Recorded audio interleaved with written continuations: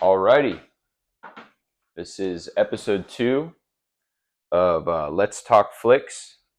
Today's topic is going to be scenes that made a film 5 stars.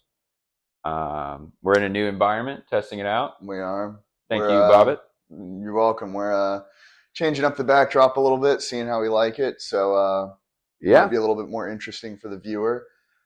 And we'll get into more detail about what that topic means exactly. But right. We haven't really even talked about that, so that's good. It'll be a good discussion point. But shall we start, as we usually do, with what we've been watching recently? Absolutely. And this is going to be a good one because both of us have watched some of the similar films. Movies. Yeah, so cool. Well, you want to start with me? You can go. I'll start. All right. The first film I watched that was actually quite a while ago, so hopefully I can remember a lot of what I want to talk about, was Chungking Express by Wong Kar-wai. It was a movie when I watched it at midnight, or really like 2 a.m., so it was like, kind of in a different headspace when I was watching it. But I found it really good, and then... Seems like that'd be kind of the right headspace for that movie. It kind of gives me like... Right. It's very... it's like dreamlike in a lot of ways, and... I mean, you could almost call it like a sci-fi, I think, but it's really not. Yeah. You said you wouldn't even call it quite a romance, which I feel like it's kind of... I would say it's a romance. Okay. I would say it's a romance, but it's almost like genre bending. I know it's kind of a pretentious term. No, I get what you're saying. All right. If you can find a less pretentious term. So here's some of the notes I have on it. There's 2 episodes. One shows Hong Kong in the day. The other shows Hong Kong in the night. And something that's really important in the film that I found really interesting is the importance of like recurrence. There's a scene that takes place in a bar, and Wong Kar-wai like focuses in on this jukebox where the discs are spinning but never touching. And I think that was like, an intentional choice. So like the idea of like the 2 stories that don't quite and the characters within the 2 stories too are always like they're almost connecting, and they never really do. Individuals, they pass by each other, touching, never really knowing each other. Another really interesting part about the film is the take on consumerism. There's a lot of scenes of like isolation where the characters feel alone, and in the background there'll be like a McDonald's sign. There's a famous scene where there's like a McDonald's sign, awesome. or drinking Coca-Cola, things like that. And I think that had to do with and I'm not an expert on this stuff, but I think at that time in Hong Kong, like a lot of American products really like getting put in there, and so it was like almost his critique like of like rapidly westernized, and like the critique of like the capitalist society and like what he sees it as, because we're heavy consumerists, but a lot of it is like empty calories. Sure. It's like taking solace in consumerism. Exactly. It's just kind of taking over Hong Kong. Another really interesting thing is how Wong Kar-wai made the film. So he'd been directing another film of his. I can't think of the name right now, but it's like this sweeping epic that takes place in old times. And when he was editing it, he was like going kind of insane. He was like, I can't stop thinking about this film. He's like, I need a break. And then so like in like 20 days, he like filmed this just with like friends of his and characters that are in the other movie as well. And they did it in sort of like a gangster way, I guess you'd say, of like filming it on the streets a lot. And just anytime they could. I think the actor's name is Tony Leung.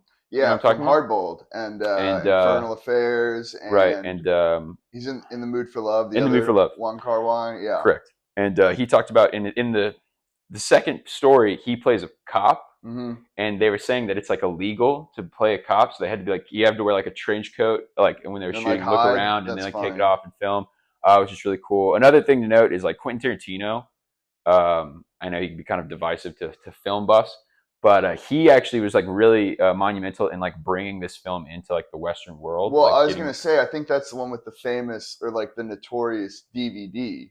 You know what I'm talking about? Where it says in like bigger letters than the name of the movie, Quentin Tarantino presents. Right. And I actually watched on YouTube Quentin Tarantino talk about the film, which must have been a part of the DVD, which is really cool to see. But I think that's really funny that was like their marketing ploy. Right. Another really cool thing about the movie is one of the actresses, and it's so long ago, I'm sorry, I don't remember the name. She's like a big part of it, and everybody who watched it like has a crush on it. Like, she's like a great character. She's really out there. Apparently she's like the Madonna of like Hong Kong. Like, she was like huge as like a pop star. Cool. Yes, and this was like her acting debut. That's awesome. She like won the hearts of like everybody who saw the film. So that's cool.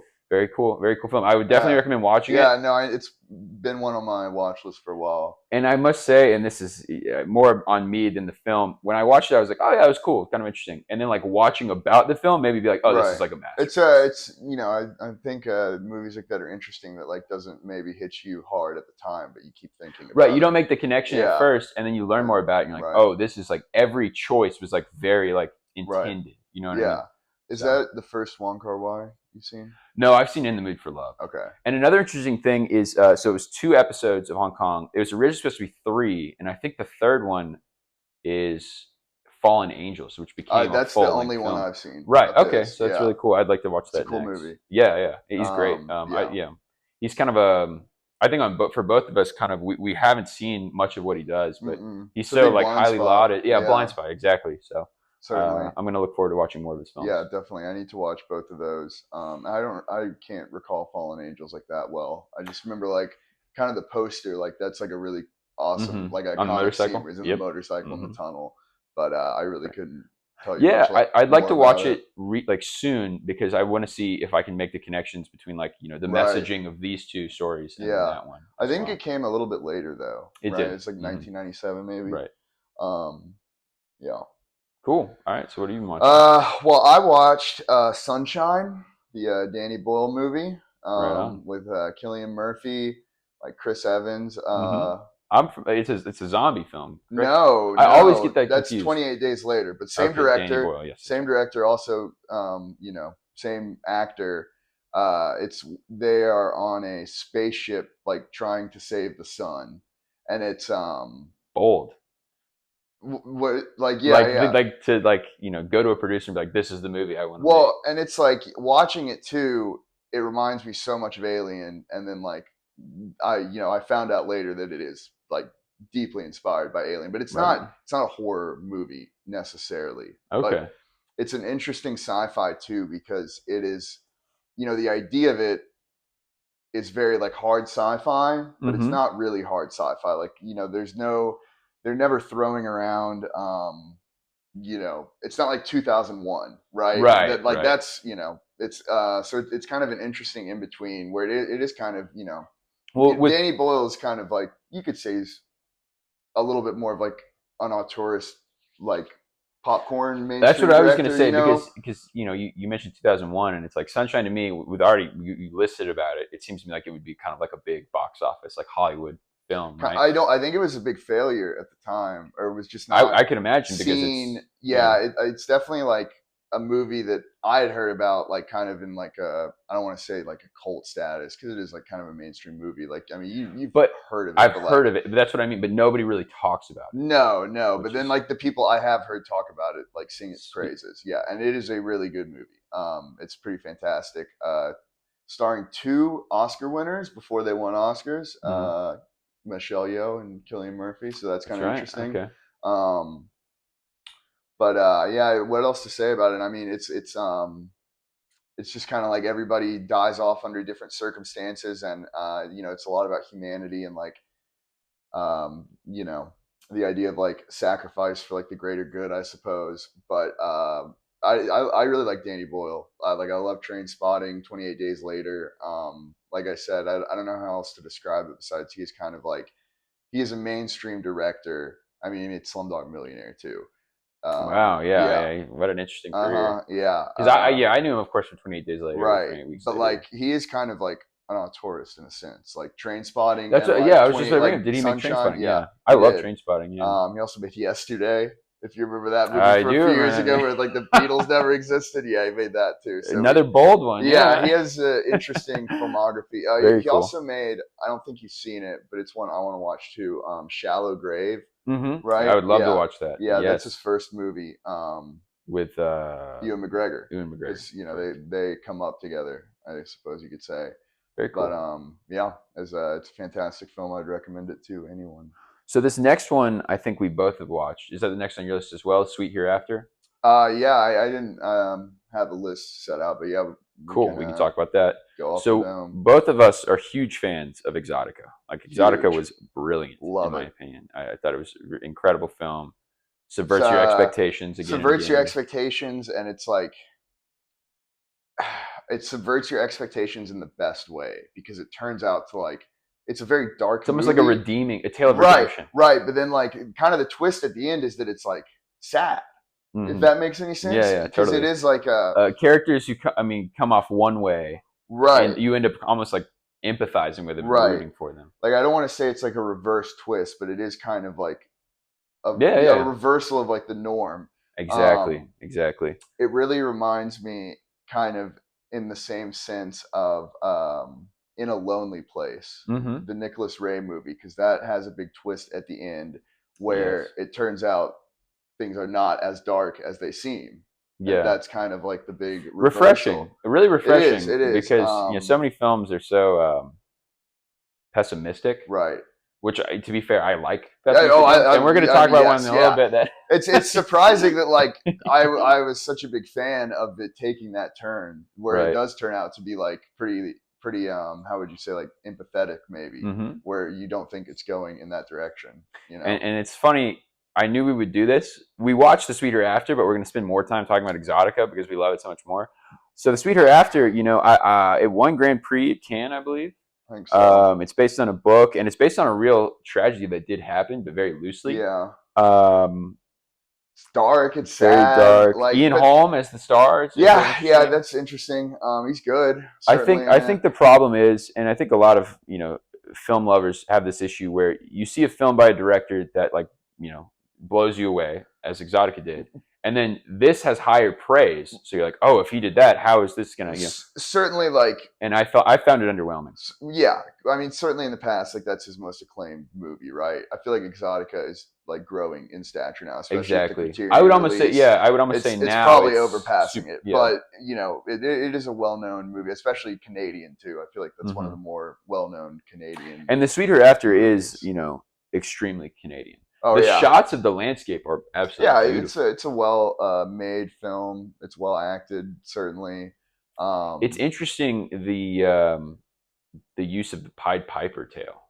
I love that because I think that's a very interesting story about the idea. Right, I learned more about that. You always hear about the Pied Piper, you don't really know that much about it. Yeah, so I think that is a really interesting, like, that's kind of what it's based on. That is like a fascinating tale in history, I suppose. Right. That like all these children disappeared from this town. And it dark film. Oh yes. See, this one is quite the opposite of Exotica, where things are not as they seem to be. Where there's a scene that happens about halfway through the movie that like I genuinely like had to do a double take. It makes you kind of feel uncomfortable in your own skin. I mean, it's supposed to, certainly. Like, it's supposed to elicit that response. Well, and then, as I'm saying, with the change, what happens later with how the characters respond to that event, it just makes you feel gross. Right. It's like the idea of... So twisted. I mean, I feel like we need to say what happens. Yeah, so spoilers, if you haven't seen it, skip ahead a bit. The survivor of this horrible bus accident is molested, I would say molested, by their dad, by her father, in a weird way, where she's a young blossoming artist trying to be a rock star, and he's like says he's going to build this like dream stage for her to play by candlelight, and really what he's doing is he's taking her to this like empty barn, and but the way it's played is like I was like, wait, is that her dad? Because it's like that's the choice. It's like shot romantically, and like it is like very jarring. I was like, wait, isn't that her dad? Yeah. But then the even darker aspect of it is she's left in a wheelchair after the accident, and then her dad is no longer interested in her in that way. And that so I suppose her. She's like, I'm no. Right. She has that line where she says something along the lines of like, I'm no longer like your little pop star or whatever. Yeah. And it's like, oh. It is like gross and off-putting, but like it is also like, I don't know how I would say it, but like it's easy on the ums. I'm gonna say it for both of us. We're saying a lot. We're new to this. We're working it out. It's a very like heavy, but like I think like real idea of like the idea of that of like. And I think coming out in the 90s, showing from that perspective, right. And then like you seeing the impact of like. When she's no longer desired by her dad, it's like, it's very dark and heavy, but it is maybe poignant isn't the right word. but I was like, there's something to be said there. So you know this actor who is also an Exotica, Bruce Green. Yeah, Greenwood. Is it he's Greenwood? yeah, Bruce Greenwood. Bruce Greenwood. Okay, good. He's in a lot of stuff. He's fantastic in both. And I was Yeah, going he to is, say, because he's right. He's the dad that follows the bus. He's kind of like the main antagonist in a sense. But that's talking about the film can make you appreciate it more, because that whole appreciating story too, it more now that we talk about it. You know, Ian Holm being this lawyer who has his own issues with his daughter, and how he's going in and trying to get money, and you see, you know, in some of his great monologues to characters about, like, you know, someone has to pay. Right. He's reflecting his own internal issues on this society. Sure. Yeah. And then Bruce Greenwood is so good when he visits the family of the girl who's still living, and it's just like, you know, lawyers, if we get involved in this now, lawyers are going to pick us to the bone. Right. And like, people are going to keep coming in and trying to, because the point of the film, we did a terrible job explaining it, is Ian Holm, this horrible bus crash happens, many school children die, one survives. Ian Holm hears about the story, visits this small Canadian town. He's an ambulance chaser. He's a big city lawyer in this is a small Canadian town. And he's trying to, you know, he's like somewhere along the way, whether it's the bus's maintenance, the road. He's blaming everything. Everything. Yes. Exactly. I mean, ambulance chaser is the term for, like, you know. So, you know, he's trying to get them into like a frivolous kind of trumped up lawsuit. So he's kind of a conflicting character. Yeah, certainly. Because, you know, with the phone calls with his daughter are like, it's heartbreaking. Yeah. But then you're also like, he's going down a path of almost evil. You know what I mean? It's right. Wrong. And it's but, you know, I don't think he comes off that way at first. Not at all. Yeah. As he interacts with the victims of the crash, you kind of start to pick up that, like, oh, he's probably not doing a good thing. Like, he's you know, he's certainly, but he's justifying it along the way. Right. And you believe that he believes it's justified. But then as you see people's reaction, especially like you said, Bruce Greenwood, you know, it puts it in perspective. I'd say it's a film that has kind of like a lot to say, maybe like too much. One could argue. I would agree, and I would just say, like, my opinion of the film is heavily influenced by my love of Exotica and what I was expecting from it. It's no Exotica. If others were saying the opposite, saying I like Sweet Hereafter as much, I could agree. I would be like, yeah, that's totally valid. Discussing it now, I think I am appreciating it a bit more. And I would just like to say, before we move on to the next film, the whole point is, like, scenes that make a film 5 stars. I think people who love this film, the scene on the airplane where he's talking to his daughter's old friend about the childhood experience with the Black Widow, would be the scene that could really resonate with a lot of people. Exotica has that scene, certainly, where they're, I mean, the whole lead up where they're searching, you know, it's the flashbacks. But it's like multiple. Yes, it is multiple scenes, but scattered across. It's such a brilliant reveal. I think I never picked up that was what was going on.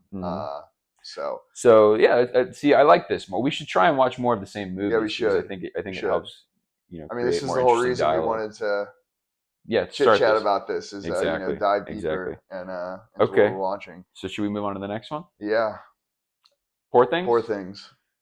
Yorgos Lanthimos directed Poor Things. Both watched very recently. Both watched it very recently. We have some different takes on it. I absolutely loved it. It was fantastic in a way. But I'm also a huge Yorgos Lanthimos fan. So, and it was actually one of his films that when it came out, I was like, you know, this probably wasn't going to be for me. And then watching it now, I never really had an inclination to watch it until you watched it and recommended it so highly, and then I thought.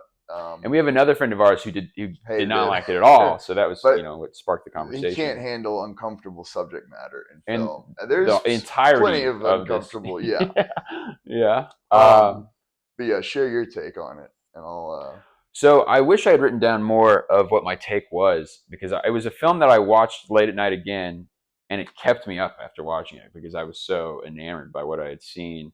I think a lot of it has to do with Yorgos's decisions with the film. Also, the dialogue is so great. The dialogue is amazing, especially Mark Ruffalo. He gets the best lines. Mark Ruffalo, you know, I had always been lukewarm on Mark Ruffalo. You know, no hate to him or anything, but I was like, oh, maybe he's a typecast Marvel character. Guy. You know? Yeah. And then watching this, I was like, man, you can't. He makes you laugh. So he's great in it. Fantastic. While we're on Ruffalo, I'll throw in one recommendation: a fantastic Mark Ruffalo film, In the Cut. With him and Meg Ryan, the Jane Campion movie. Okay. Fantastic. It's interesting. I'll have to watch that. Marvel, yeah. Okay. So back to Poor Things. A lot of people, it was a very controversial film coming out. There's a lot of different Certainly. takes on it. People were horrified by it. I've heard, reviewers I like horrified by like the concept of, a baby's brain in a woman's body and how sexually active, how sexually active, she becomes very quickly. And then others talk about how it's like, about female empowerment and about how like society's like dominated by men. And I think there is some of that messaging there, but I think the choices that Yorgos makes, especially with the ending, to me, it's more of a greater take on like how society will corrupt, these greater than life qualities. Like the idea of like, in theory, things should work like this, or like why, like she's so bewildered by the idea of like loving one person. You know what I mean? And but then at the end, like she tries to save the world, and like all the decisions she makes to save the world are like corrupted. For instance, she takes all of Mark Ruffalo's winnings, which and then the two guys are like, "We'll take the box for you." And then at the end, she's like, "Oh, we're not gonna kill this guy. I'm just gonna put his head in a dog's brain in his brain." And she's like, that's like, and I think like people saw that and were like, oh, that's either, how twisted that is, or how, female empowerment that is. I found it to be like, that's like the whole idea is like at the end, she thinks she's doing the best thing, but it's like, she's become just as corrupted by like, society as everyone else is. I felt like your take was that it's not explicitly about like female empowerment.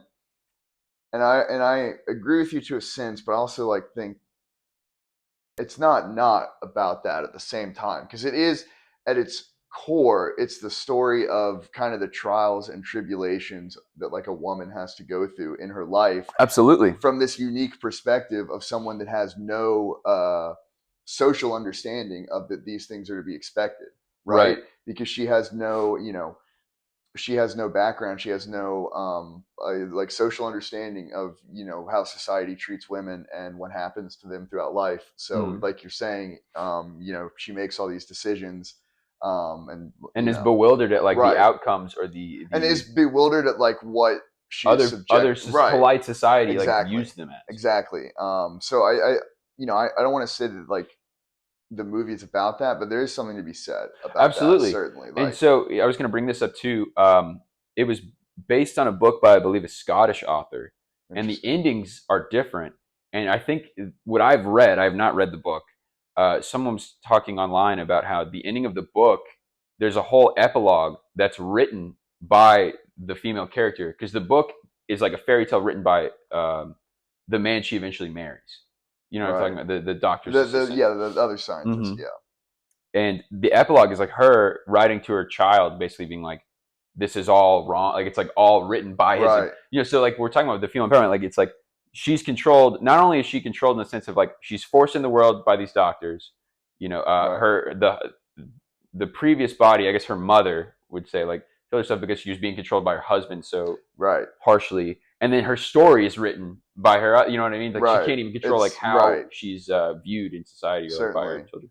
So, but then it's also, it's just like an interesting perspective too, because she's not affected by how she's viewed in society. Because there's a scene where she resorts to being a prostitute and sees nothing wrong with that, and Mark Ruffalo like loses his mind when he finds that out, and it's a really funny scene. I was going to say too. I love the visitors to the brothel. They're all so bizarre, and I think that's the point of it. You know what I mean? They're so bizarre. It's like there's the guy like crawling around whose like fetish is almost like being like seen as a creature, and he's like kind of disfigured to begin with. And there's the guy with the hook for an arm. The guy trying to show his son how you have sex with a woman. You know what I mean?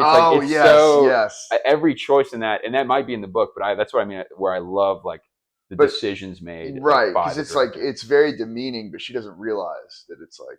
Or doesn't well, not only that, but it shows men in such like a it's like kind of like a direct stare at how like men like see society and like how like they try and control like their. I mean, I kind of think that's kind of what it's all about, is like the outsider perspective of like how bizarre things truly are. Like if you have if you have no background or like social understanding of like well, and that's what I was going to say is the title of the film being Poor Things. In my opinion, and I could totally be wrong. Like, I'm just one guy, but I almost thought of it as like the poor things, not just being like how women are treated, but like just humanity in general. Yeah, because you see right. like the It's like the about, ugly side of right. like Certainly, it's like every about, character. it's like kind of a lazy thing to say, I feel like, but it's like, the human condition. Right. About Yeah, that to a I know he's not degree. really Yeah, but this film is worth yeah. I mean, but that is kind of what I'm it's gonna about. I gush over feel this like. film. I thought well, let's talk about some of the more like technical aspects. The title cards are just the title cards are mesmerizing. incredible. They're incredible. The whole like scenery is you feel like you're in a fairy tale. Right. And I love the choice too of like the black and white when she's like becoming, like sentient, so to speak, versus then like the wide array of colors, the color palette, excuse me. It's a lazy comparison to make, but I don't know anything else to compare it to. But it does feel like it's like an even higher or even more highly stylized, like Tim Burton. Exactly. In a sense, yes. I would say the same thing. Right. It's very like whimsical, but like dark at the same time. I mean, the hilarious. It's very funny. So too. funny. It's the dialogue is, it's this interesting mix of old timey speak and then very modern jokes. Right. And I love there's like a scene where Mark Ruffalo is talking to her and he's like a lot of what you're doing would not be like appropriate for polite society, and she's just like, well, fuck polite society. Yeah, and it's like right. It's so great. And the dancing scene between them two is amazing too. Well, like the bizarre movement. And we should say Emma Stone is fantastic. Emma Stone, yeah, she won Best Actress. Best Actress. Yes, she's fantastic. Willem Dafoe, incredible. Yes. Mark Ruffalo. Like Mark Ruffalo, like cast. Yeah, he does steal the show. In a better way. He was nominated for Best Supporting. Yeah, which is I like. I wonder who won that year. What year did that come out? I don't know. 2021, 2020, 2019. Feels like it was not that long ago. No, it doesn't.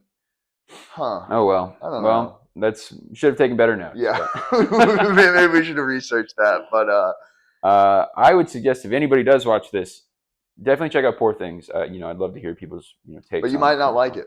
I don't think it's for everybody. But we love films that way that are very controversial. We like challenging films. That sounded really like pretentious, especially because my voice kind of like jumped up when I said it. We like challenging films. But we do like. No, I love. I mean, Yorgos Lanthimos. The reason I love him so much, he reminds me of Lars von Trier in a lot of ways. So I know Lars von Trier is also a controversial director. Auteurs, directors who don't shy away from uncomfortable subjects. Yes, making the audience squirm or like kind of a fuck you to the audience. One of my favorite films is Dogville, which he has not seen, and I say that film is like truly like a fuck you to the audience, and that's why I love it so much. I mean, that's one of my favorite, I guess like conventions in movies. And right. Directors who make choices and they know like, yeah, get ready. Speaking of, this will come back up. Yeah, I was about to say, do you have anything else that you've watched recently, or I have one more? I don't think so. I think that's. Oh, I watched A Real Pain, the movie that Kieran Culkin won an Oscar for. I liked it. It was. It's funny. It was a quick 90 minutes in and out. It's it's about some darker subject matter, but it is kind of like a light. Absolutely. It's refreshing to watch films like that sometimes because obviously it's like not a big film. It's just the two of them pretty much, and then like Eisenberg directed too, right? Cast. Yeah, Eisenberg directed it. So yeah, I should give that a watch. It's like a small, quaint, just kind of little funny film, and he's very good in it. Certainly, kind of deserving of. I really like him in it. He won like every award. Yeah, show. I know. I mean, it's crazy. I can't say I saw much of the competition. That's true. This year. I mean, he is playing. He's definitely playing off of his. I can't remember the name of the show. Oh, Succession. Like right, and that's what I've heard. Some people but it's not. It's like he's playing off of that persona, but he has like a lot of empathy in the movie too. Like, right. So he it's like in Succession he's very much like brash. I mean, it's a well written show. I have not seen. I need to watch that show. I've seen the first season. I really enjoyed it, but cool. I never watched the rest of it. So. All right. And then speaking of uncomfortable subject matter, I think that will bring us into the next movie. A film I finally watched, Once Upon a Time in America by Sergio Leone. It was a rainy Saturday. I had a lot of time, and I was like, you know what, time to watch it. And I really, really. It's a pretty amazing movie, isn't it? But that's another one that some of our friends did not. Well, I mean, that has like some of like deeply uncomfortable scenes in it, but that's the purpose. The point. You're not rooting for these characters. No. You are, but you're, they're right. bad anti-heroes, I guess, to put it easily. Like I said, I think, and I hate to like use the term brilliant in a scene like this, but there's a scene where Robert De Niro sexually assaults the woman, and then following up to that, like he gets out of the car, tries to pay the cab driver, or tip him, and tip him, and then it's just kind of the shot of him like looking over the water, playing the Ennio Morricone score, and then it cuts to intermission, and like that's what I love. See, that's like what I'm talking about. Where fuck you by director, right. But I shouldn't say fuck you, but it's like Sergio Leone is like, hey, this is going to keep going on. Like, you can leave now if you know what I mean. I think the purpose of it is like, because it's a deeply upsetting scene. Oh, then it's just followed up by like just this beautiful like moment of inflection. And I think the idea is like you make the audience sit with that. Like you just saw that, and like you have to sit with that, like as he's doing in the scene, right? Because that's what he's doing. Is he, Well, and right before intermission 2 is when, God, I can't think of her name. She gets on the train, and Noodles goes to see her, and she sees him and pulls. Tuesday Weld. That's the act, or Jennifer Connelly. No, Jennifer Connelly is the young version. Yeah. Elizabeth McGovern is the actress. Oh, okay, you're okay. But I was trying to think of the character's name. Tuesday Weld is the blonde one who grabs their penises. Yeah, another great scene. Yeah. She shakes hands with them. Really quickly, because you mentioned Ennio Morricone. That might be my favorite score by Ennio Morricone I've ever heard. And he's got a ton of great ones. Yes. I love My Name Is Nobody. He's got so many great scores. It makes me want to rewatch all of Sergio Leone's films. Once Upon a Time in the West, I would say. It's like one of your favorites, It's still my favorite. Yeah, I should watch that. But as a whole, I mean, this is kind of like getting into our topic. I think the ending of Once Upon a Time in the West is just brilliant, and like one of the most memorable scenes I've ever seen in a film. But as a whole, Once Upon a Time in America, I might prefer, if that makes sense. I mean, it's hard to top. So they're both masterpieces. Yeah. The reason I'm looking over here is I have some notes. Something I wanted to mention about this one as well is I thought it was interesting to hear that he turned down an offer from Paramount to direct The Godfather in order to pursue this project. I thought that was really interesting to hear. But they're kind of similar, especially to like Godfather Part 2, because it's this sweeping crime tale of like, 1920s Prohibition era, and then well, even earlier than that, because I when they're kids is probably in like 1910s, growing up in, or like, and like and then slums. like Prohibition era, and then finally like the scenes with De Niro and old age makeup, I believe, take place in the 60s, right? What's so brilliant about it too is all of I guess I don't know if it's a recurrence. What comes back later in the films from when their time as kids. Their time as kids, it's just like, oh man, it's so fun to watch. It's great. It has like probably one of the greatest shots in a film of them, right, of course, skipping the poster of the film. But that is a real scene in the movie, and it is a breathtaking shot. Right. Well, I like the messaging of the child gets the cream puff to give to the girl, and then he has to wait. And he starts to that long scene of, and that's something else. Sorry, I know we're kind of going all over the place. How much time he takes with each shot? Yeah, how much time he takes with each shot? Like there's scenes that could be shorter. It's like a 3-hour movie. So it's supposed to be originally 2 3-hour films. When he finished making it, they had 10 hours of footage, and then they cut it down to 6. And he's like, I want to make 2 3-hour films, and then eventually they cut it down. We've both seen the 229-minute. So the one I've seen is like 3 hours. I think that's the one that's like in circulation. Right. It's like I've never seen it advertised as different cuts, so I assume there's a longer one that's like 30 minutes longer than what we've seen. But you haven't seen like I'm saying like if like I have it on disc and it does not specify which cut. Whereas like many movies that have like famously multiple extended cuts, like Blade Runner, like exactly. It will explicitly tell you. So I feel like the more underseen cut is just like not in circulation. Good point. Maybe. And you mentioned the similarities to Godfather. I was saying to him while I was watching it, because it's long, I had to take breaks. It reminds me of like the movie Martin Scorsese like never made. Like it feels like a Scorsese. The cast, Joe Pesci, De Niro. Yep. It feels like a Scorsese movie, but and this is a hot take. I think it's better than a Scorsese. I truly, Sergio Leone might be. I mean, it's a shame. Certainly more like Scorsese doesn't make like it is a sweeping epic, right? In every aspect. In like that's why it's 3 hours long and this beautiful score. Yeah, right. Like it is a sweeping epic tale, and Scorsese I feel like doesn't really make stuff. The Irishman.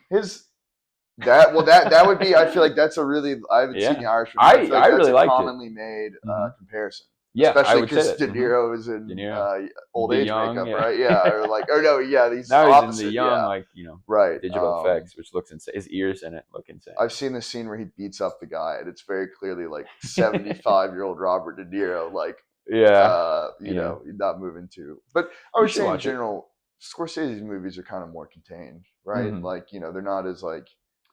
They're more grandiose. Fun. I would say certainly, and they're like, more fun, more like I don't know how I would say it, but like sweeping epic is really the best way I can describe it. Right. And like totally. No, I totally agree with that. Let's see what else. Should we get into? Well, let's finish up on this because there's a few more things we want to talk about. Maybe the messaging. Oh well, as I mentioned, the stories in their youth.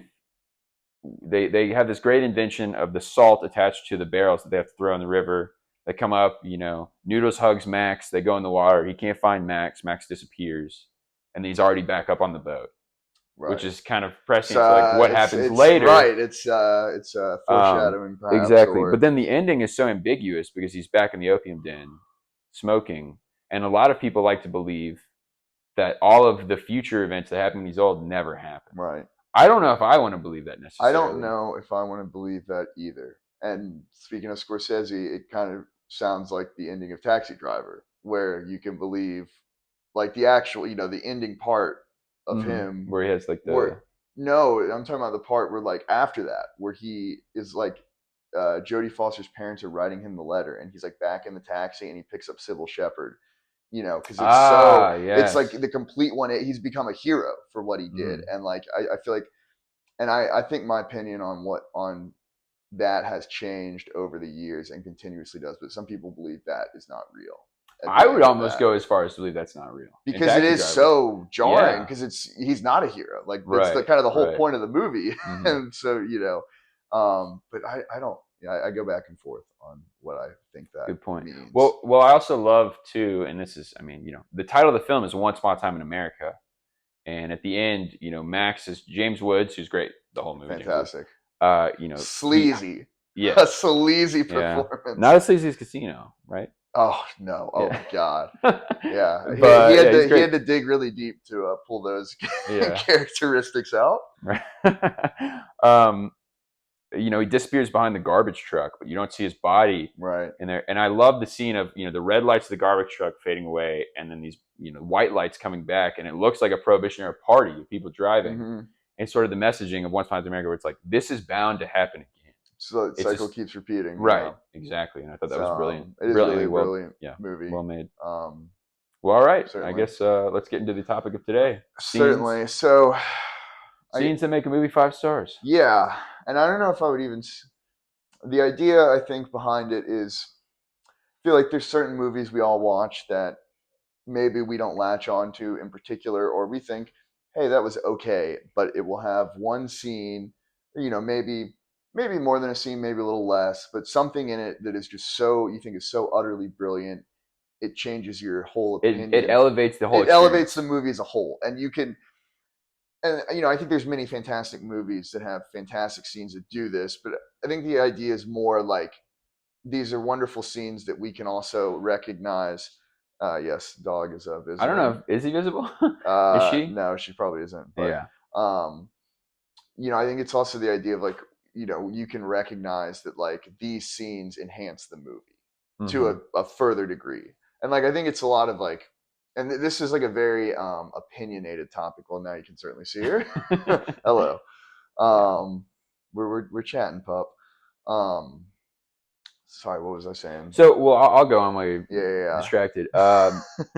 Even the title idea, scenes that make me 5 stars. I wouldn't even say this necessarily makes a film 5 stars. We really just mean like no, and I mean that's what I'm saying, and it's a true opinionated topic because it's where the whole idea, I think, is the whole idea is that the movie is not 5 stars necessarily, but it elicits. There are scenes in it that elicit such an emotional response that we fall in love with the film. Right, and whether that be emotional in the sense of like endearing, like you're rooting for the characters, or emotional in the sense for me more so, like I love that director's choice. Right.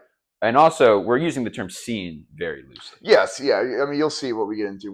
The one I want to discuss that I think you'll enjoy discussing with me is not necessarily one scene. But well, yeah, start it off. Well, the one that kind of inspired this whole topic, and I think is, in my opinion, my favorite example of this, and a great example of it is The Long Good Friday, with Bob Hoskins. Because it is it's a pretty. It's kind of a fast-paced movie, wouldn't you say? It is, but it's a pretty typical, British gangster movie along the likes of Get Carter, things like that. And it's a good movie, but then the ending is just so, I think, brilliant and just kind of mind blowing. Right. And where, and I should say, Bob Hoskins, like one of my favorite performances of all time in this movie, and it is sold completely. You like it more than Mona Lisa? Yes. Okay. Because he won for Mona Lisa, correct? He won almost everything but the Oscar because they gave it to Paul Newman that year for The Color of Money. Oh wow. The sequel to The Hustler. Yeah. Tom Cruise. Scorsese movie. Oh really? Yeah. Okay. I've heard good things. Anyways, back to. But he's he's great in Mona Lisa. But like, I should say the ending of the movie, or the idea, he's this British gangster. He's trying to make dealings, and it's really interesting too. He's trying to make dealings with the American mafia to turn this area of London called Canary Wharf into the future site of the Olympics, and that actually happened. But like afterwards, like coincidentally, like they did put the Olympics there. That's really cool. Yeah, like that's actually what happened. Completely unrelated to the movie. And so the idea is he's the toughest guy in London, like the toughest gangster, and the IRA is like fucking with him when the mafia comes to town, and so he's like trying to keep things under control because the mafia like says to him like you don't have a handle like on your own city because they're like bombing cars and stuff. And so, the whole movie is him. He looks like a bulldog in the movie. I mean, truly, he's like the personification of an English bulldog, like just spitting, gnarling. And then the final scene of the movie, he tells off the mafia because the IRA stuff has gotten out of hand, so they're not going to deal with him. And he tells them off, and then he walks out of his hotel, and the taxi cab he gets in is driven by the IRA. Pierce Brosnan, in his first movie role, holds a gun at him, and the entire final minute of the movie is just a shot of his face in the back of the car, like going through all the emotions of like he's done, like he just got. It's over. It's fantastic. And like that's what I think is like, it's already a fantastic performance, and then it's such an amazing and powerful ending, and it is completely sold on just his facial expressions alone. Right. Do you have a copy of that? I do. It's right behind you. I might need to borrow. I want to rewatch that film. Like I said, I mean, it is what inspired this topic.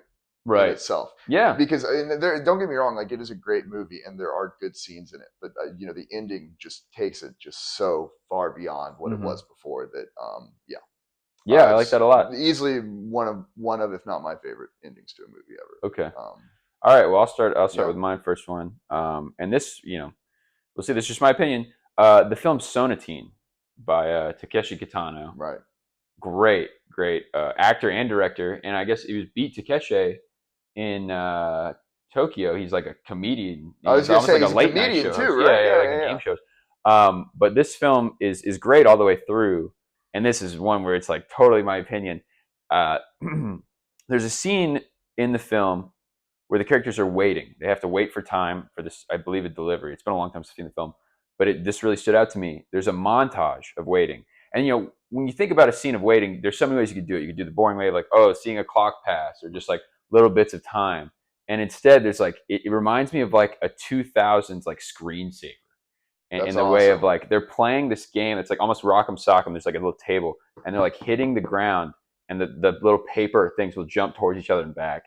and then they build like it's like this amazing song, like very 2000s, very like early 2000s, like Microsoft screensaver. They're building this ring in the sand, and there's like beautiful shots of the sky on the beach, and they have these two characters pretend to be the things, and they're like slapping the ground, and the characters like jumping around. That's awesome. It's like so like stylized. I was like, that's so awesome that he put that in. Yeah. And that's what I mean. Where I mean a scene that elevates, it's the sense of like only he could do that. Like it's so much of a director's choice to like make this montage that's like it didn't even need to be included, but instead it is, and it just like it's like a stylistic exercise. Right, exactly. It's so cool. It reminded me like it would be like a commercial you would see in like some like really cool commercial you would see. You know what I mean? Right.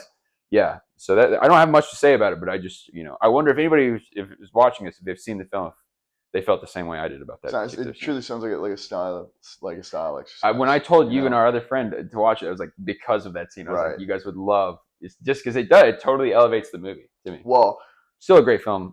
Before I bring up my next one, I think we should talk about the one Lost Highway. Lost Highway, right. is a great example of just a scene that takes the movie to another level. Which exactly. And when we say Lost Highway, I'm sure people already know the scene we're talking about. The scene of the party where he meets with Robert Blake. The first time you see him, and it is jarring. It is, to say the least. Well, I love too. There's this song playing. It's called "Something Wicked This Way Comes." It's like so cool, like very '90s party. Like everybody's talking, and then like it zooms on Robert Blake, and the music just like disappears. Right.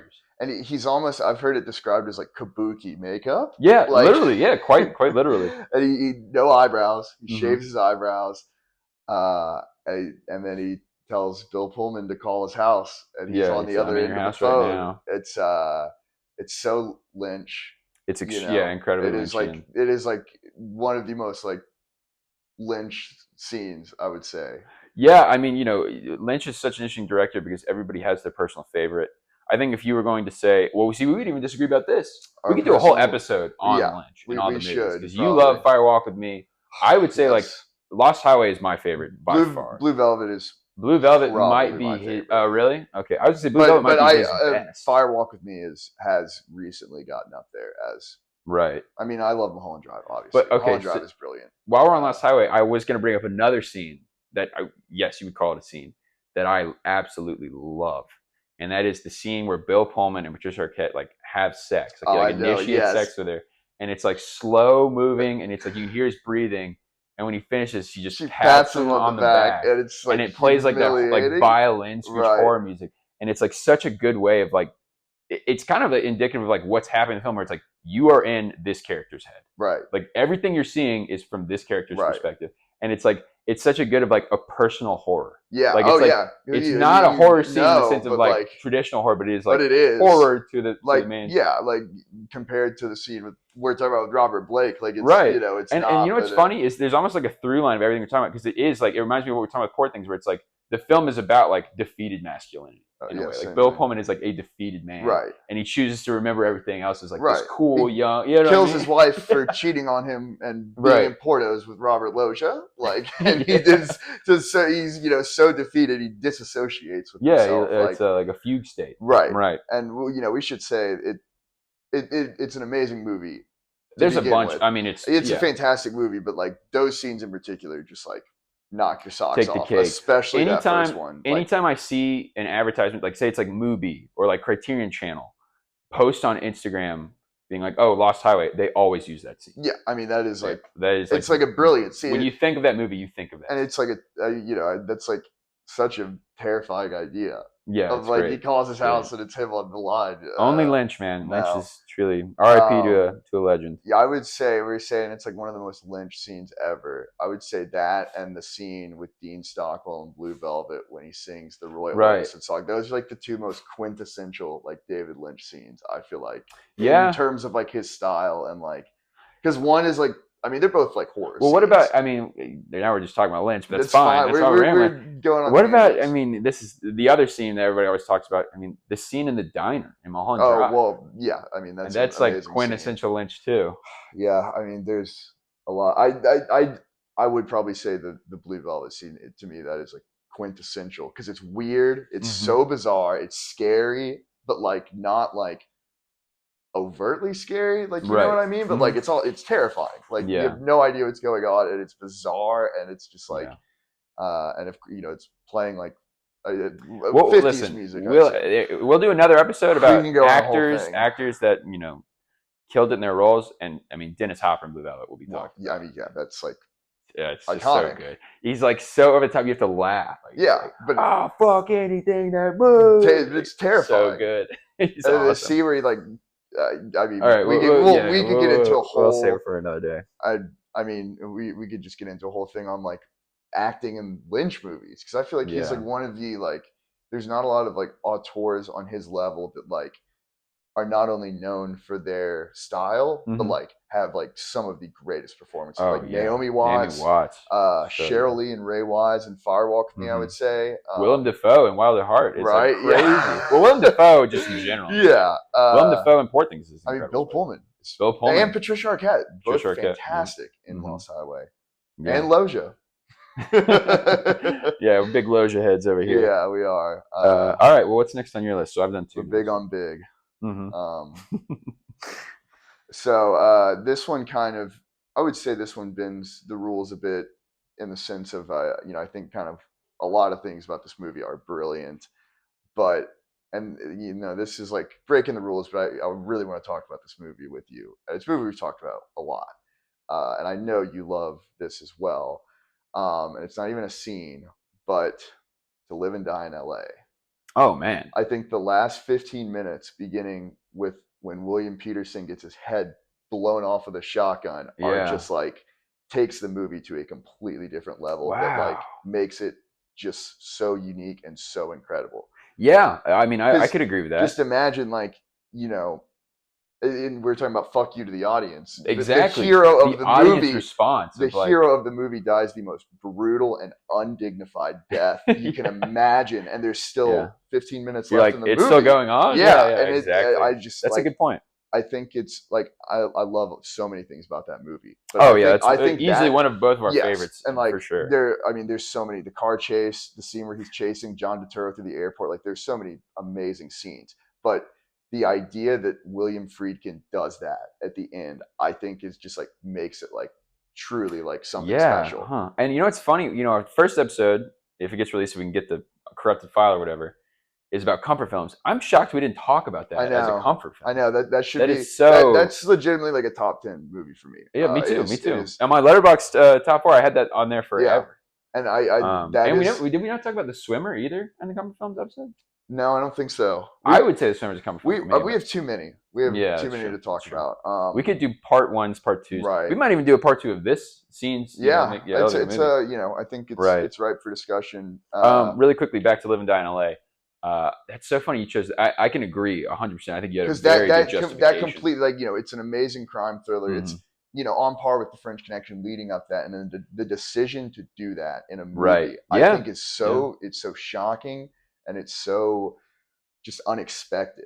And then it's the cycle repeat. It's kind of like what we were talking about with Once Upon a Time in America, because it's the cycle repeating itself. He's like, he's like, you work for, like, the last line. Like, you work for me now, And that's great. It's just so brilliant. It's so dark. Well, I was gonna say the scene that always stands out to me, To Live and Die LA, because when I watched it, I was like, "Whoa, blow on!"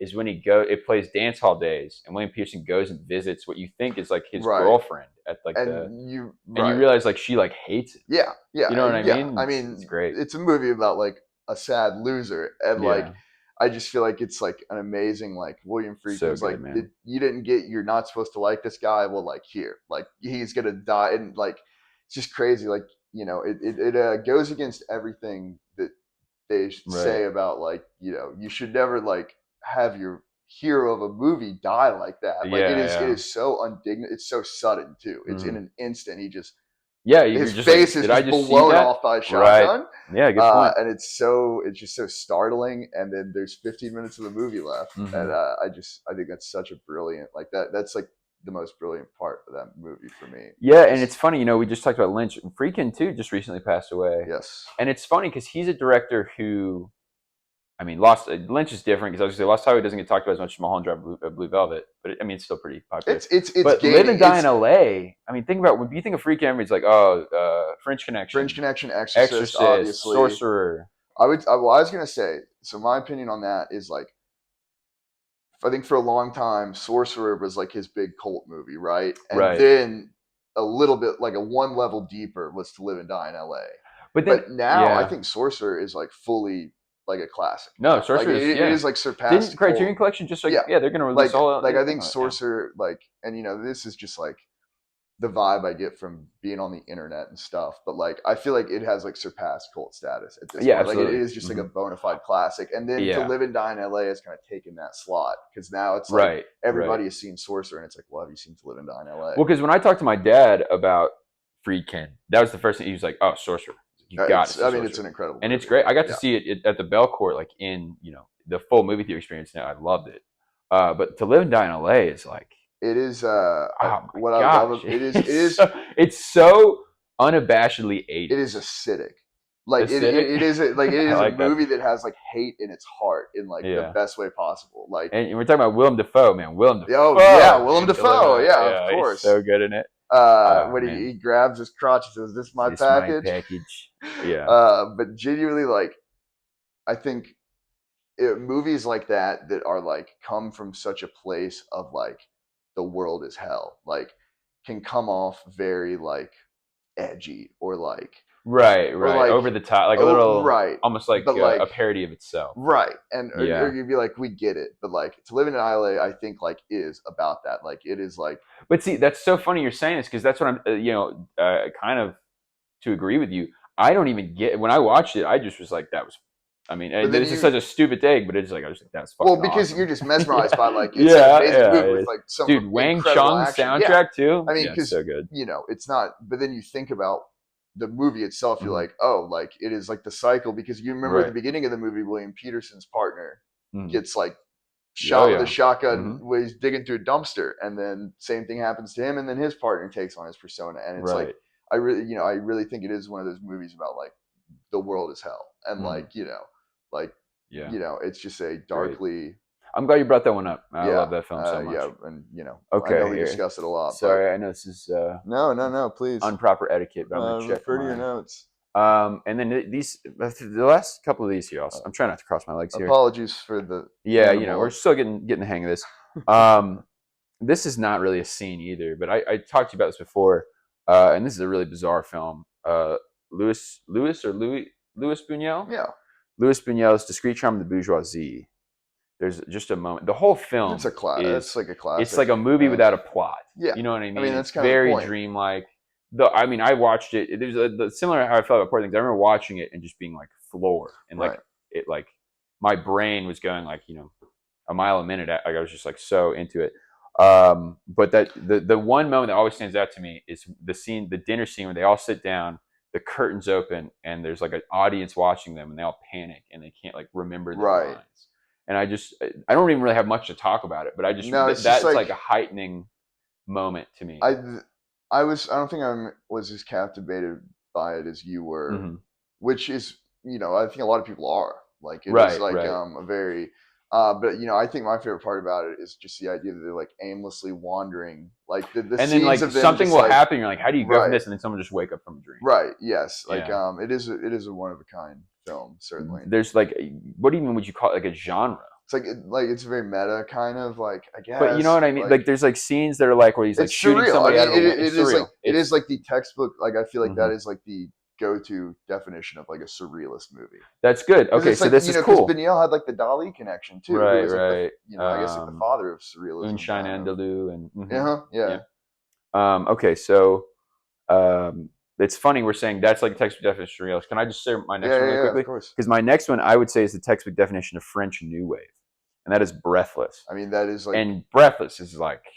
That is like, if you looked it up in a dictionary, probably be like breathless and 400 blows. Right, and to go back to the beginning of this episode, Chungking Express, I know Wong Kar-wai was like the only, I think Tarantino might have said this, somebody said this, and I thought it was so brilliant, was like, he was like the director of that style, like the Eastern director, who was like mimicking the French New Wave. Mm-hmm. You know what I mean? And you can see it. I mean, he literally wears sunglasses all the time like Godard did. Right, you know I mean? He's like clearly heavily inspired by Godard.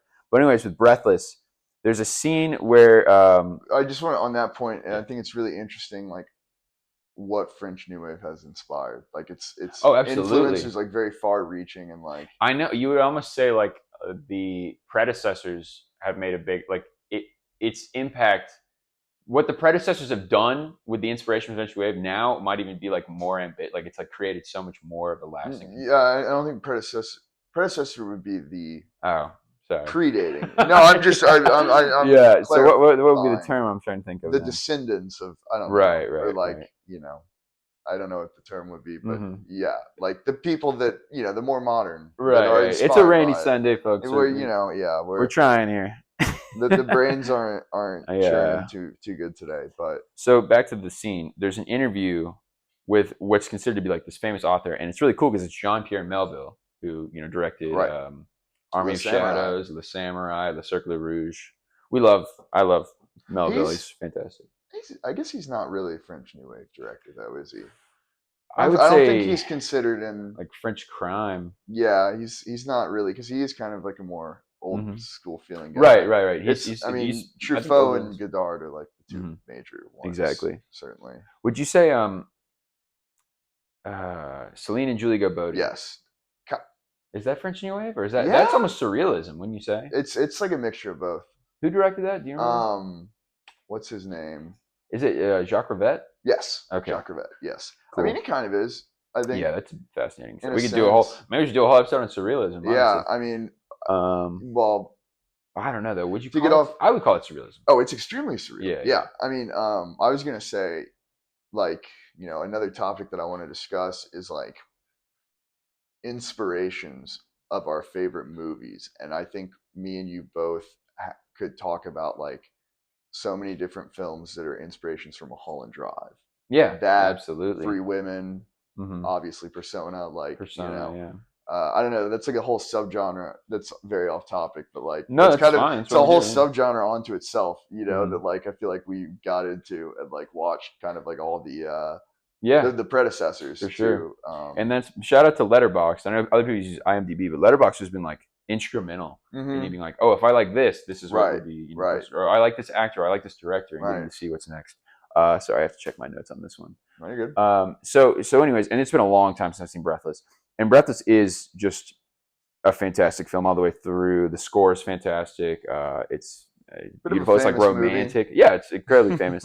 But I really like this scene where he interviews Jean-Pierre Melville's character as this like acclaimed author, because it's kind of, to me, it's like showing the messaging of Godard and the budding growth of the French New Wave movement. A lot of what this author is saying, the interviewee is like really trying to be like, but this, like, like trying to, extract all of these like deeper meanings from like his book. And he's like so dismissive, and he's just kind of like being pretentious. And I love it. It's almost like a critique to me of like the highfalutin importance that like geniuses place upon their craft. I'm reading my notes directly, but it's like, did Godard make Contempt? Right. Mm-hmm. Yep. I feel like that has like similar. The whole movie is kind of like about what you're talking about with right. like the Fritz Lang stuff and like Jack Palance. Exactly. Godard is talking about, Godard is almost like not a fuck you to the audience. He's like fuck you to like the directors before me. He is like probably the most pretentious. I've seen some of his like newer films, like newer films, and they're like, there's like a scene in one of his films, I can't remember which one it is, where it's literally just like a guy like shitting. Like it's like insane. Like you can like hear like while he's talking, you just like hear him. Which is like part of me. I'm like, I didn't love the film. Part of me is like, that's kind of funny that he's like doing that now. Yeah. You know what I mean? He's like totally. He's kind of like a recluse now. You know what I mean? Well, he's dead now, but but you know what I mean. He died recently. In his later life, he became like very. I mean, he died very recently though, which is kind of crazy. Yeah. So, like I said, I mean, that's just I'd love for you to watch it. We can talk more about that. I know. I need to. That's one you've been telling me to watch forever. So I loved it. I don't know, but it's funny because then I watched Band of Outsiders, which when I watched Tarantino talk about Chungking Express, he mentions Band of Outsiders, how much he loves Band of Outsiders, and I didn't get the same emotions from it. And I know that's how, because people love Band of Outsiders. I need to rewatch it. Maybe I should give it another chance. That's how I felt with Day for Night.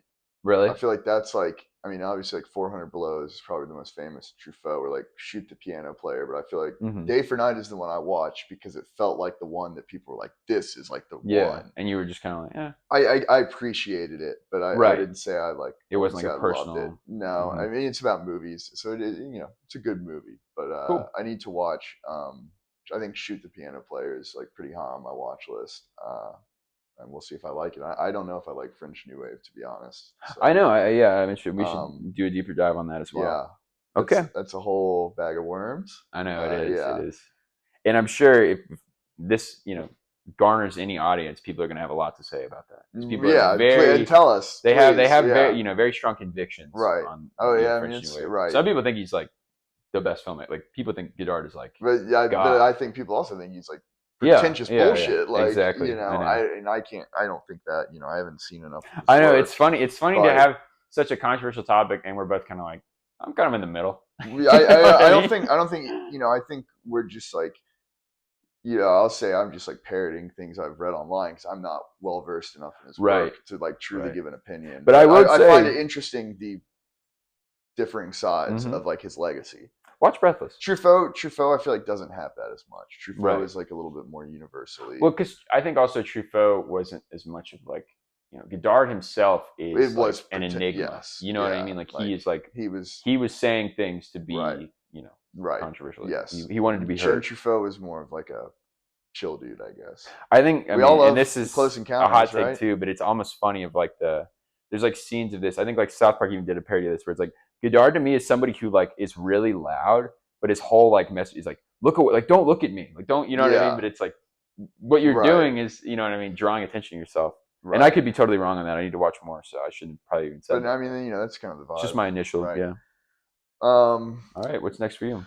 Well, this one I'll just mention briefly because we both talked about it, but I think it's a good example of what we're talking about. And I tried to do ones that weren't just strictly like the ending of a movie because that's what I kept getting drawn to is Medium Cool, the riot scene, which I think it's incredible. An otherwise good film, but a scene that truly stands above. That is like what made that film. Like stands above the entire rest of the film. And we forgot to mention we were kind of discussing earlier. We thought probably the textbook definition of this idea would be Glengarry Glen Ross. That's right. Yeah, we should have included that earlier. The rest of that movie is, or what we mentioned really briefly, it was like Paris, Texas, when he finally gets there. And I mean, I think I love the ending of it too. Like there's some stuff in it. Right. There's good stuff in it. But but there is one scene that is like so phenomenal that it is like what will stick with you. Exactly. But the riot scene in Medium Cool shot on location,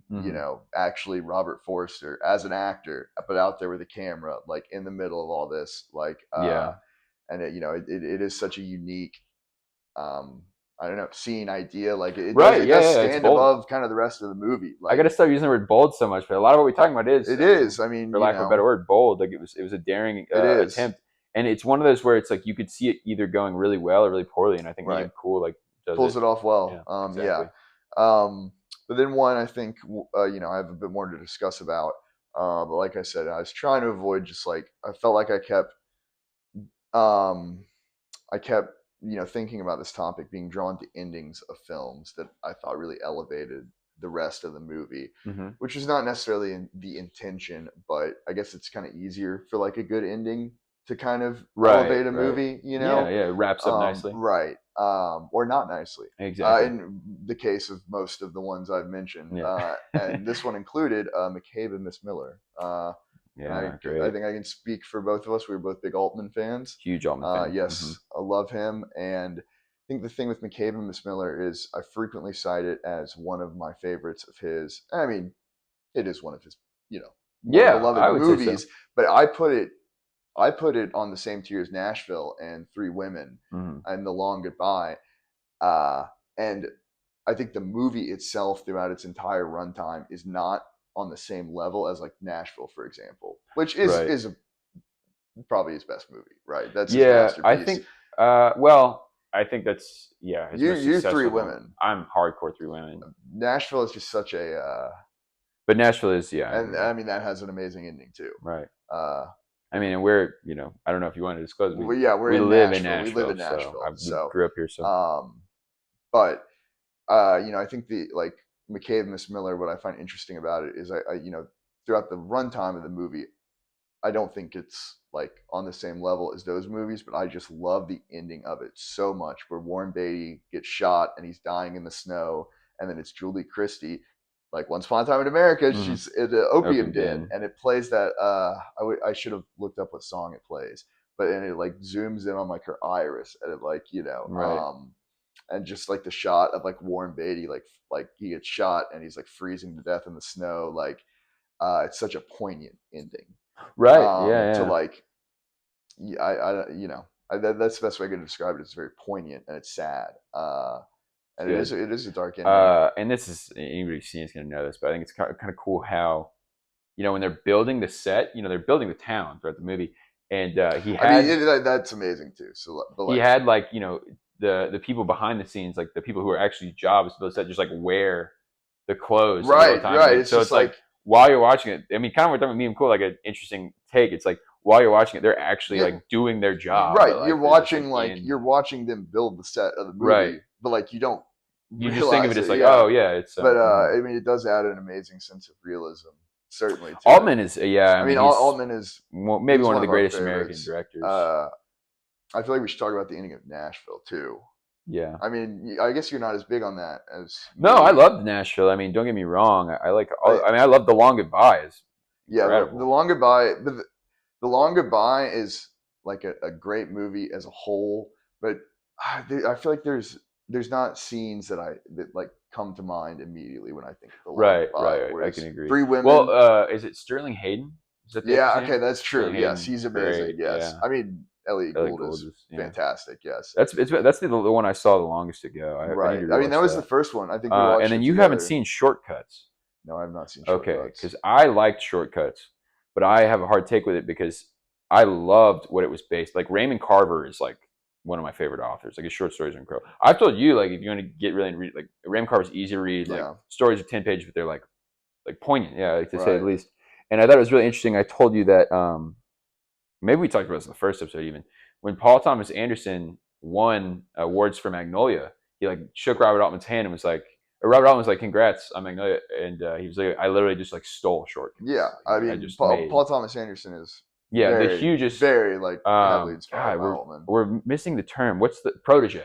Yeah, right. Is that that's what I mean? Instead of protege, protege. He's following in the footsteps of Altman. So he's 100%. Like, I think he will be the first to tell you that. Mm-hmm. But I mean, we could go on a whole Altman tangent too. Yeah, the ending of Nashville is great. Does it take place at Centennial Park? It takes place at the Parthenon. At the Parthenon, because I remember the guy shoots the singer, and then that girl, like who's been trying to make it the whole movie, comes up on stage and like gets everybody to dance. It's kind of a beautiful scene. Mm-hmm. There's some great scenes. I mean, the scene at Exit In, the Keith Carradine and like Lily Tomlin scene, is like amazing. Yeah, where she's watching in the audience. Like I think that's just.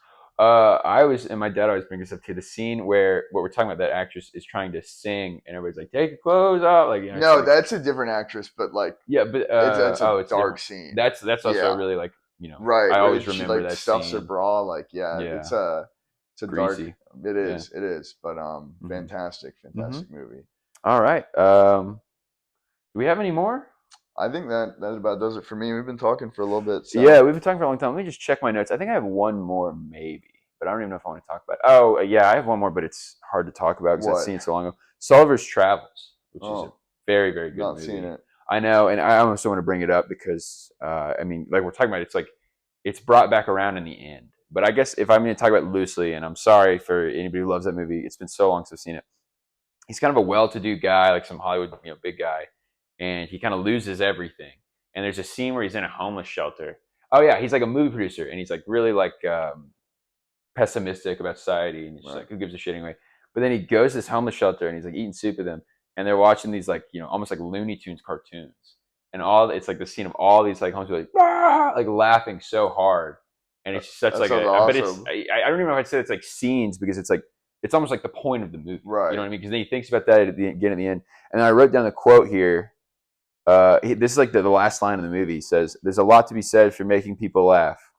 Did you know that's all some people have? It isn't much, but it's better than nothing in this cockeyed caravan." And it's like that's awesome. Like, yeah, you should definitely watch that movie. I have a copy of that. I'll let you borrow. I'm more of a fan of Gulliver's Travels, the Jack Black vehicle. Jack Black, yes, where he's a giant. Yeah, of course. One of many classics. Yeah.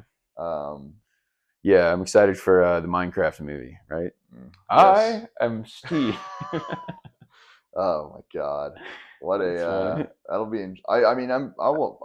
I don't. I know. I'm morbidly curious about it. Like, yeah. what is it? Like, I don't get. Like, why? It's like money. As a guy that's played a lot of Minecraft, I have not played a lot of Minecraft, but there's nothing like. There's no story, like. Well, money, Yeah. Well, obviously. I mean, they made a fucking Angry Birds movie. Like, yeah. They made a fucking emoji. Movie. Yeah, like so anything that can be monetized. Right on. I think what's been good too today is I feel like we've like sparked a lot of topics that we can talk about in later episodes. Yeah, right, definitely. And if anybody watched this, we're gonna put it on YouTube. I'll look at putting out another streaming. And tell us what we're wrong about. Please. Yeah, give us notes. Anything you want to hear from us. Give us hell. Anything to help us. Yeah, exactly. And you can be as critical as you want. Yeah, give us hell. Tell us we're idiots. We're tough as nails. Yeah. Don't know what we're talking about. That we completely miss the point of all these movies. Yeah. And I think with time, this will become more easy to do. Feel more comfortable on camera. Right. Probably stop saying and like as much. So sorry about all that. I didn't cross my legs once. There's multiple times where I'm literally like, I just want to cross them so bad. I know, I've been really good about doing this too. Yeah, I know, but then that kind of looks like I'm like, I don't know, like a robot or something. Yeah, gotcha. Like, we prefer more challenging films. Yeah, you literally to the common populace. Right. Well, we're pretentious. So, yeah, we are. But I think anybody who would watch something like this would also have some opinions. Right. Anybody who's willing to film this and discuss it like the but I mean, the whole purpose of this really was just to do what we're doing, like try and talk about what we've seen in a deeper context. I mean, like instead of just over the phone. Like Sweet Hereafter was a good example of like. Right. I did gain, I think, more appreciation for sure, and I think I don't think I love it still. But something we could try and do too, like I said, is maybe when we do like these again, we're like, oh, what did we watch recently? We'll try and at least watch one of the same film. Yeah, I think I know there's some movies I would like to watch that while they're on the Criterion Channel, the Dogma 95. Or at least like do what you did with Once Upon a Time in America. Like, I need to watch something you've been recommending to me for a long time. We could do an episode like that where it's like we recommend each other like one or two films we both watch. I think we talked about that maybe because we've done. I mean, we did that before we did this. Southland Tales. You need to watch Love Exposure. Yeah, which I know is a big ask, but it is phenomenal. And you love female prisoner scorpions, so you'll like it. But all right, I think that's all. Thank you. Good stuff. Thanks. I think it was good. Yeah.